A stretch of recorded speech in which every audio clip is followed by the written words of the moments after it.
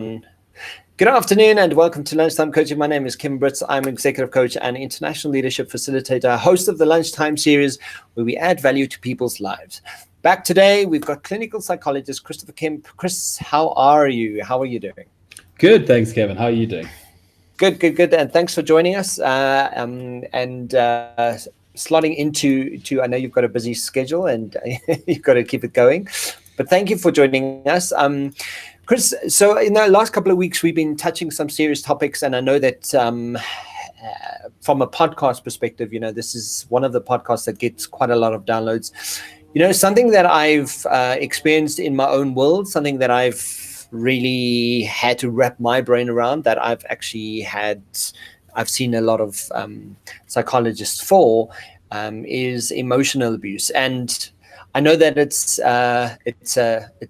one type of abuse, but don't you just want to sort of touch on what the abuses are that we can experience? I know there's physical, there's emotional, but don't you want to just give us some insight from your professional opinion? Sure. I mean, I think, like you say, you can broadly divide it into categories, sort of like physical abuse, sexual abuse, emotional abuse. Those are the three sort of terms that we tend to throw around the most. I think what we try to avoid is implying that any one is worse than the other or more valid than the other. And I think it's good to shine a spotlight on emotional abuse, because I think oftentimes people, if they feel like that they aren't being physically assaulted or sexually assaulted in some way, that they sort of are lesser, or it's just, there's a lot more. I feel like it's more insidious in a way, because it's harder to identify. When you're talking about sexual abuse or physical abuse, I think there's clear guidelines, clear kind of rules, if I can put it that way, that we would say, no, this is kind of abuse. Whereas with emotional abuse, I think people oftentimes will find themselves in an emotionally abusive relationship without necessarily being aware of it. Yeah. And as you say, I think people often relate abuse to, oh no, I did nothing to you. I did, I just said it in anger. Or they often don't relate how words can and how you speak and what you say to people really can affect you psychologically. I remember I was telling someone the other day about something that I experienced just as a school child, and looking back at it from an adult and sort of seeing for what it was a sort of type of abuse, where people were laughing at my expense, and I couldn't, in the moment, I kind of wasn't kind of translating that in any way. But looking back at it today, you definitely kind of go, oh wow, that was a form of emotional abuse, and that's not cool. But essentially, one of the things I sort of wanted to touch on today is, very often we also don't realize that the emotional abuse that we do suffer very often happen very much from the people that are closest to us. We do know that stats say, sexual abuse very often happens to the people that you actually know. But I don't think a lot of people want to accept the fact that emotional abuse really, part and parcel, is recognizing that it's happening probably in your household and in your very environment that you live in. Well, absolutely. I think emotional abuse is something that tends to happen over a long period of time. And oftentimes it's wrapped up in the dynamics of the relationship. So it makes sense in this context, especially, that you could be a victim of emotional abuse from someone that you're close to, because they have more emotional power over you than a stranger might have.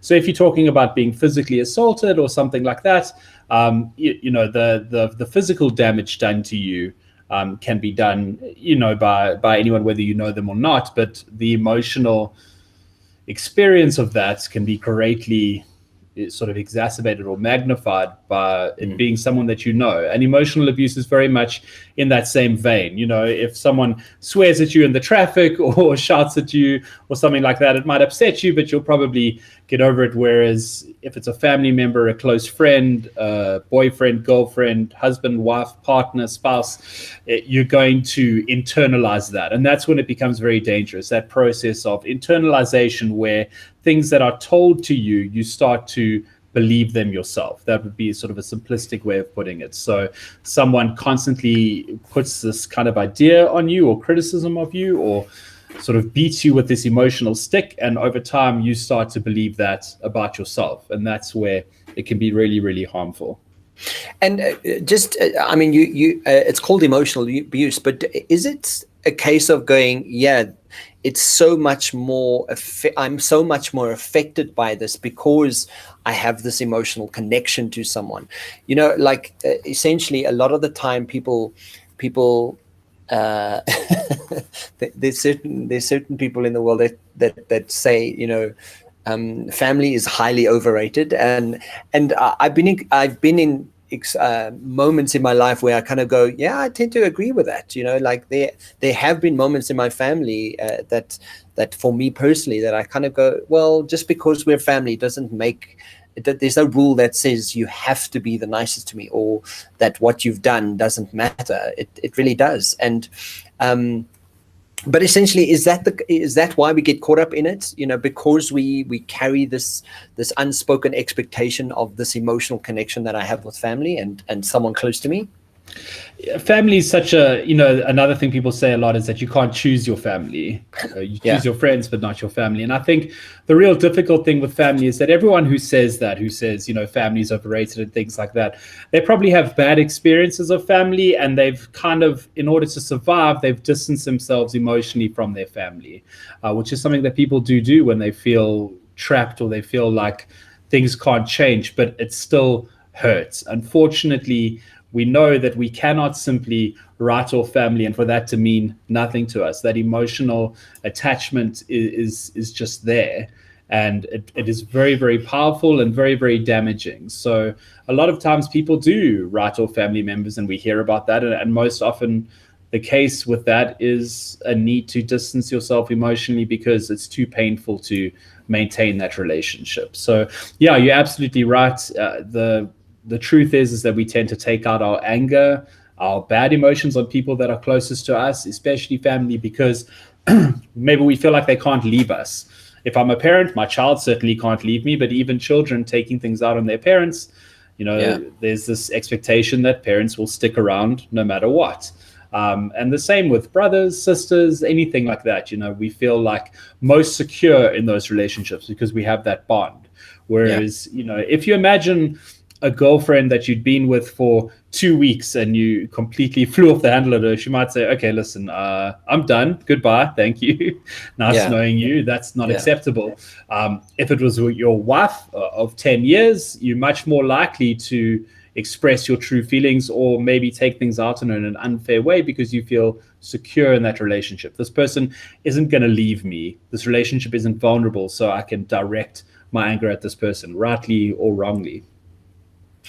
And in terms of one of the top sort of areas of abuse that comes up is parental emotional abuse, and some of the points that I'm just looking at is shaming, belittling, limiting signs of affection, calling a child names, and these little things show up quite often, where people kind of go, oh man, I'm just joking. You are, one of the things that I grew up in my family, it was, oh no, because I was quite sickly, I was coined as lazy, so if I didn't want to go work in the garden because I suffer severe allergies, I was coined as lazy, and it stuck with me for so long that in my 20s, I was like, maybe I'm just lazy, and maybe it's, so even though they use that in a joking manner as a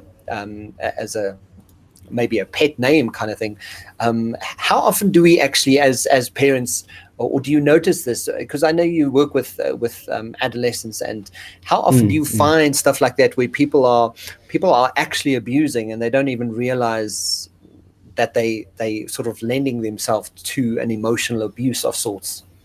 Yeah, absolutely. It does happen. And I wouldn't want to say that to strike fear into the heart of every parent listening, sort of like, oh no, unknowingly abusing my child. But, in Yeah. terms of course, we often talk about in the context of family therapy and the context of addressing parent-child relationships, I often talk about intention versus experience, whereas a parent may have a really good intention, but what we don't always know is how the child experiences that. So your intention might be to make a joke. Your intention might be to be supportive in some cases, and the child may experience your good intention as dismissive of their feelings, for example, or they might experience it as, like you did, sort of like this label, or that your parents are disappointed in you or look down on you, which is a very powerful feeling, especially for a young child, where we all want our parents to be proud of us. We all want our parents to believe that we are amazing. So it can be very, very harmful, even something as simple as that. So it's always a good thing to make sure that your intention is being experienced in a particular way. I would say, though, that for the most part, we often talk about parents being good enough, and that's sort of a term that was coined by a psychologist. He said parents just need to be good enough. As long as you love your child and you're trying your best, you will be good enough. You don't need to be perfect. And I think it's good to reinforce that. Emotionally abusive parents, I would say, are generally not doing their best. It's not necessarily something that happens accidentally. I think we all carry some amount of baggage from our childhood. And like this, for example, this is maybe a case where your parents were just misstepped, or said the wrong thing and didn't realize the impact that it had on you, and parents are always going to make those kinds of mistakes, and that's okay. I don't want to minimize your experience, because obviously I don't know the relationship with your parents, but in general, these kinds of things can happen, and we carry that with us, and we resolve it, and we come out as well-adjusted people, but we all carry some baggage from our childhood, so to speak. Absolutely. In terms of some of the other points that are here is relationship emotional abuse, marital emotional abuse, and emotional abuse in the workplace. Now, in terms of relationship abuse, don't you just want to give us some key things to pay attention to in a relationship? I know that I've been in a relationship where you get so caught up in the story of what it feels like to be loved, and if I just love you enough, I'm going to be able to change you. You kind of have that story that you convince yourself of, but essentially, if your partner doesn't make you feel good, you kind of have to start questioning yourself and going, well, is this emotional abuse, and should I be in this relationship?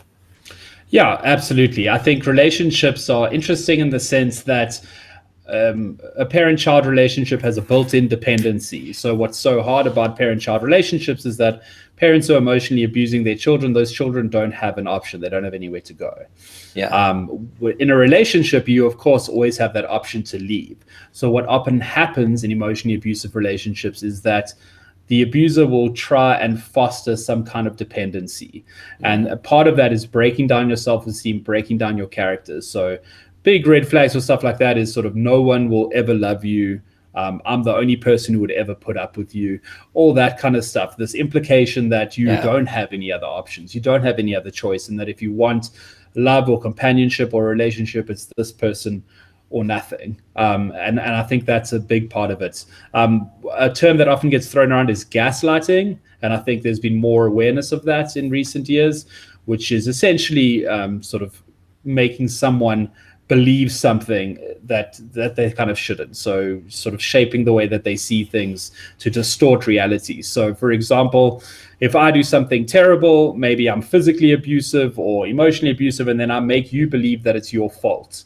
That would be an example of gaslighting, and a very common example. I wouldn't have treated you like this if you had only done what you were supposed to do.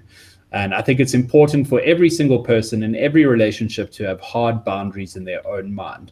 What are you unwilling to accept from a partner?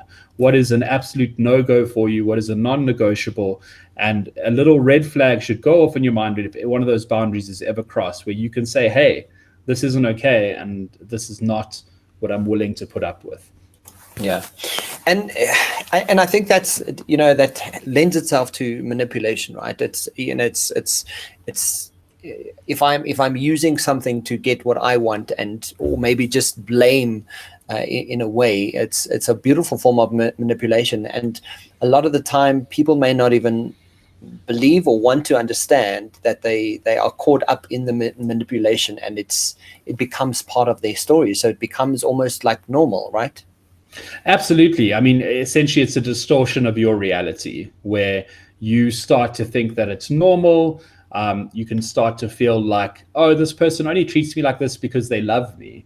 If someone's very jealous or controlling, for example, and emotionally abusive in that way, and then you can think, well, they just love me so much, or they care about me so much. So, yeah, absolutely. I think your reality can be distorted by emotional abuse, where you start to not necessarily be aware of what's going on. And that's why I think one of the most helpful advice that you can give people who feel like something is wrong is to describe their relationship to someone else.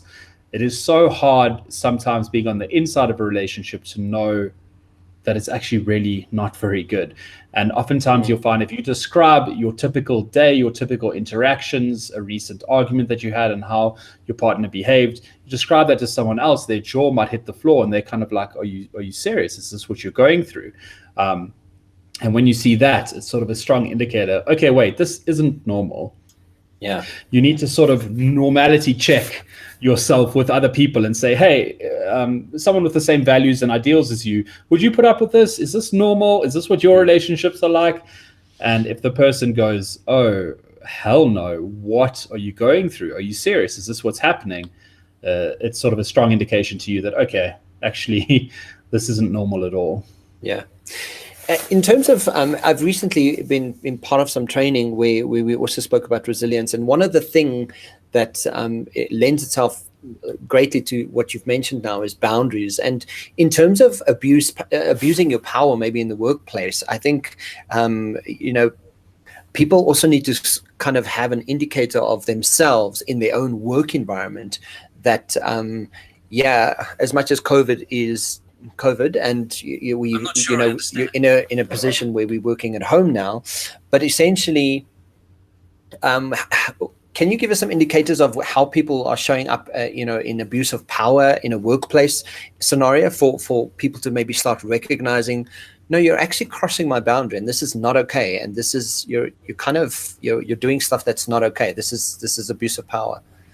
Well, I think absolutely is that power dynamics are essentially at the core of all abuse, whether it be a parent-child relationship where there's opportunity for abuse there, or in a relationship where one person has significantly more power and puts themselves in a dominant position. That same situation can obviously play out in the workplace with a boss or someone senior to you. They're abusing the power of, there's kind of a threat to your job, there's a threat to your livelihood, there's a threat to your potential growth in the company, a very real financial threat. So all of that power looms over the entire relationship. And so a simple request from a boss is not the same as a request from someone at the same level as you, because there's this underlying power dynamic, this underlying threat. A good boss will make you feel like you can say no, or you can be honest about your limitations or what you are capable of doing right now. But many bosses will enjoy using that power dynamic to strongly imply that you need to concede at all costs, that no matter what. Yeah.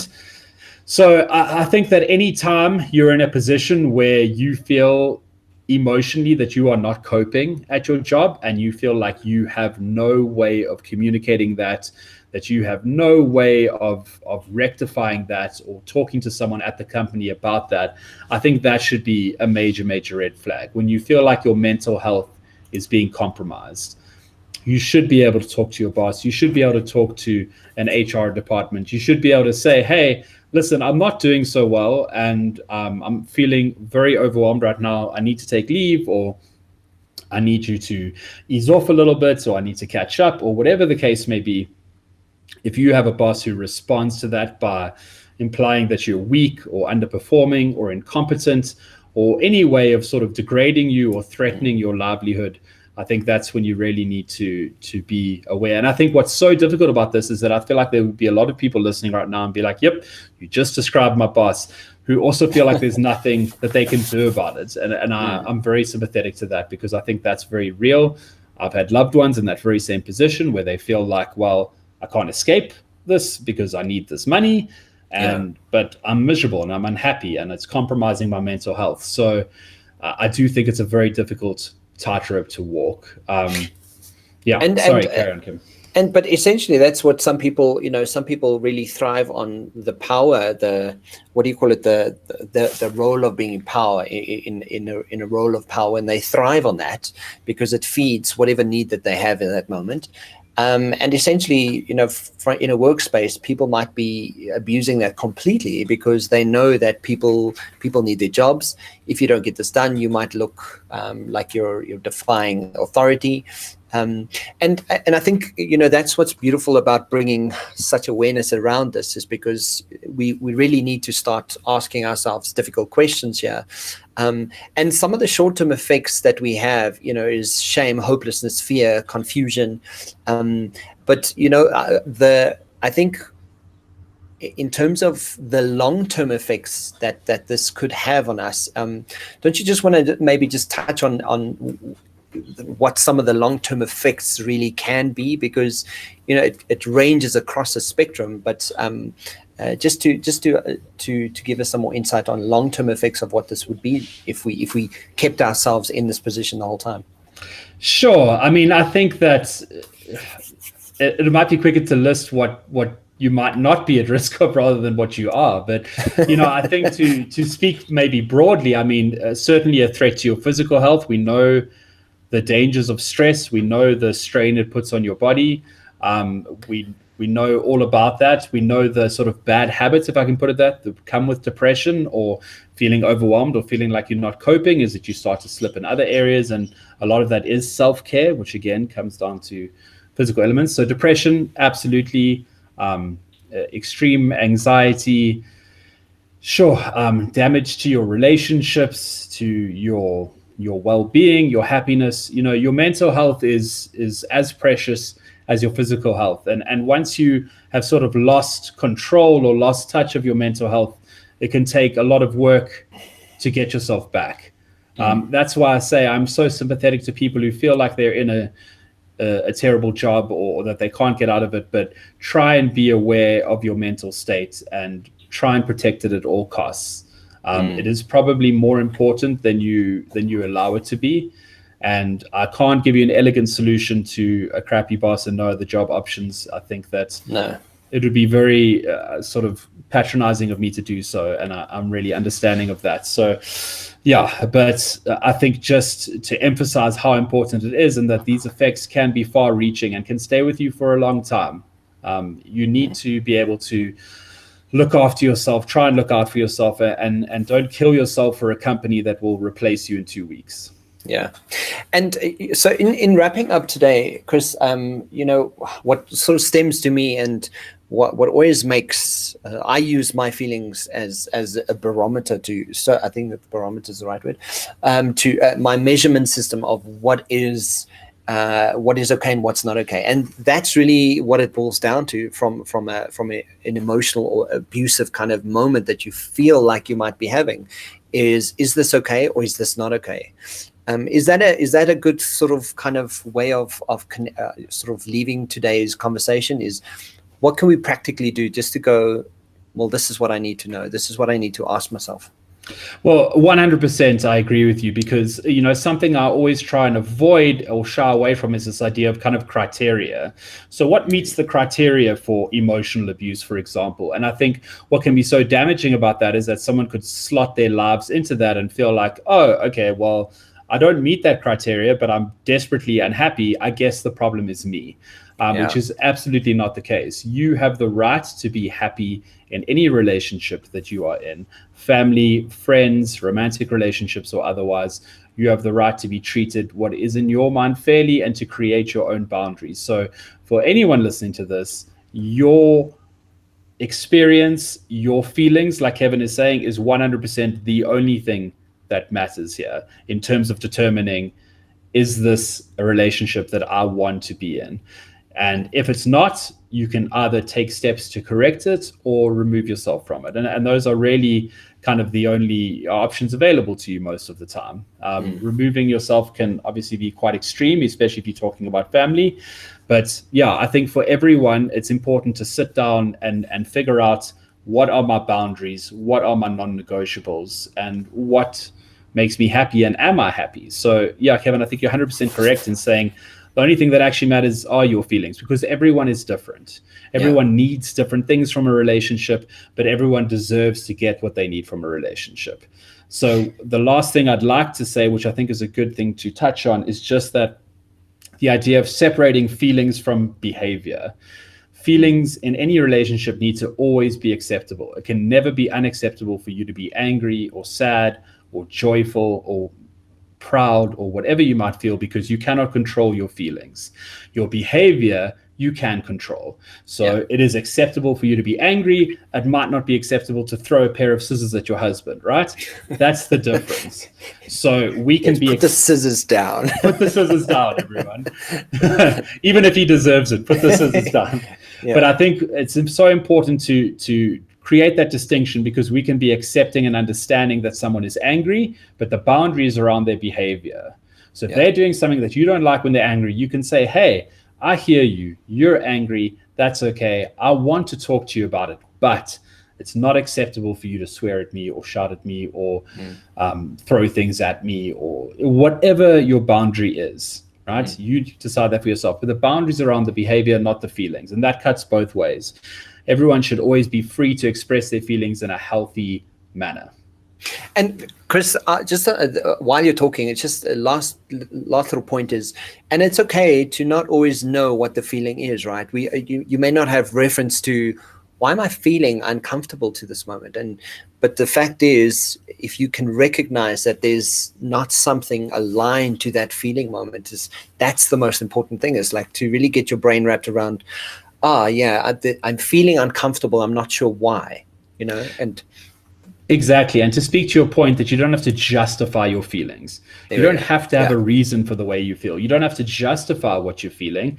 If you feel uncomfortable, if you feel unsafe, if you feel unhappy, that is important, and that should be important to anyone who cares about you.